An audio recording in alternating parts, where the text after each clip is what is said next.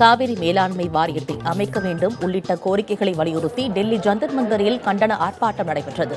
Marxist communist கட்சியின் விவசாயிகள் அமைப்பான தமிழ்நாடு விவசாயிகள் சங்கம் சார்பாக நடைபெற்ற இந்த ஆர்ப்பாட்டத்தில் 250க்கும் மேற்பட்ட விவசாயிகள் கலந்து கொண்டனர்.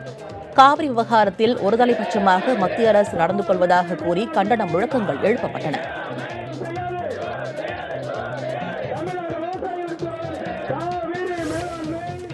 இந்த பிரச்சனையினுடைய நுணுக்கங்களை எல்லாம் தெரிந்தவர் தான் இந்த பிரதமர். ஏதோ தெரியாதவர் அல்ல. பிரச்சனை என்னவென்று கேட்டால், அடுத்த ஆண்டு கர்நாடகத்திலே தேர்தல் வருகிறது. கர்நாடக வாக்காளர்கள் பக்கம் தாங்கள் நிற்பதாக காட்டுவதற்காக பாரதிய ஜனதா கட்சி செய்யக்கூடிய ஒரு மோசடித்தனமான பணி இது. ஏறக்குறைய 30 லட்சம் 40 லட்சத்துக்கு மேற்பட்ட விவசாய தொழிலாளிகள் பட்டினி கிடந்து கொண்டிருக்கிறார்கள்.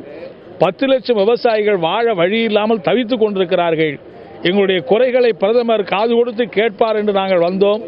ஆனால் பிரதமர் எங்களை பார்க்க முடியாது என்று சொல்லிவிட்டது தமிழகத்துக்கு இழைக்கக்கூடிய மிகப்பெரிய துரோகமாக நாங்கள் நினைக்கிறோம் என்பதை தெரிவித்துக் கொள்கிறோம்.